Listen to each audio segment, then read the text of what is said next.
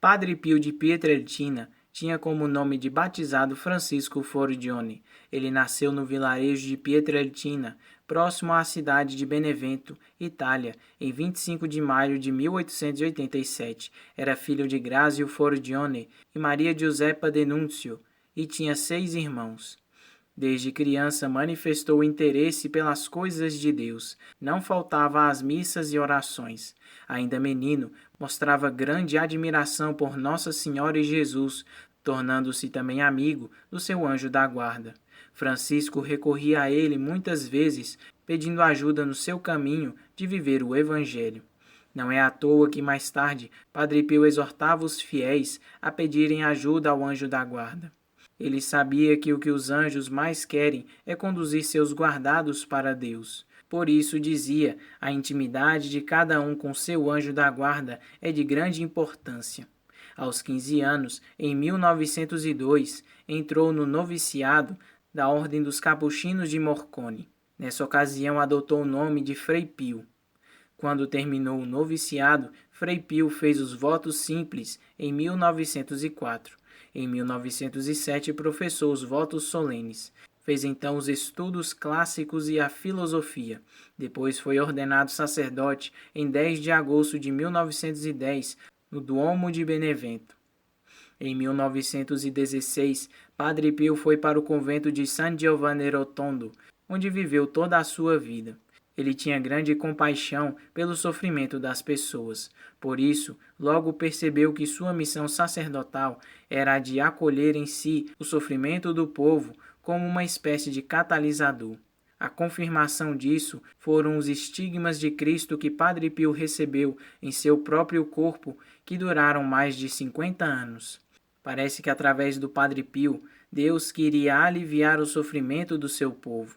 E de fato todos os que o procuravam saíam reconfortados.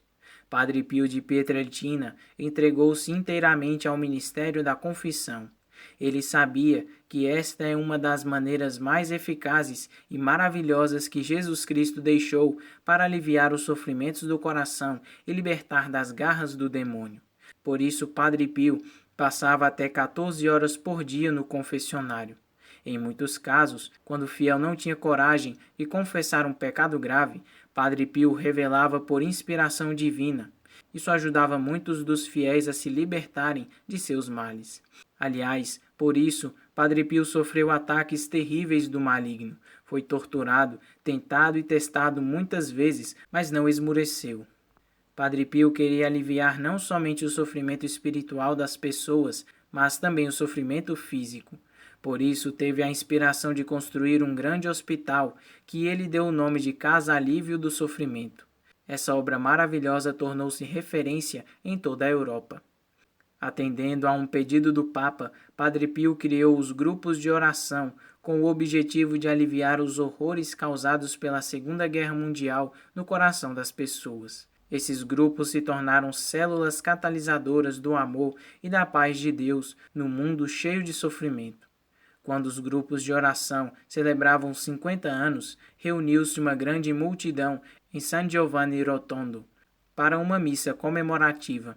Esta foi a última missa e a última vez que os filhos espirituais do Padre Pio o viram. Na madrugada de 23 de setembro de 1968, na sua cela conventual, Padre Pio entregou seu espírito.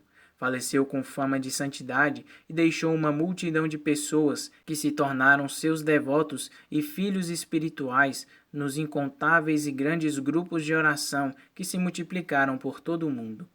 A fama de santidade de Padre Pio tornou-se cada vez maior após sua morte. Esse é um dos resquícios para que se inicie um processo de canonização. Além disso, muitos fiéis testemunharam terem alcançado graças pela intercessão de Padre Pio.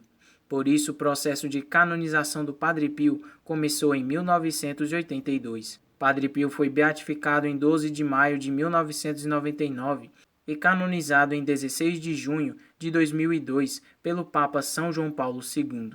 Dali em diante, passou a ser chamado São Pio de Pietrelcina e sua festa litúrgica é comemorada todos os anos no dia 23 de setembro. Além dos estigmas, que tiveram duração de 50 anos, existem vários relatos atestando que Padre Pio tinha um dom da bilocação.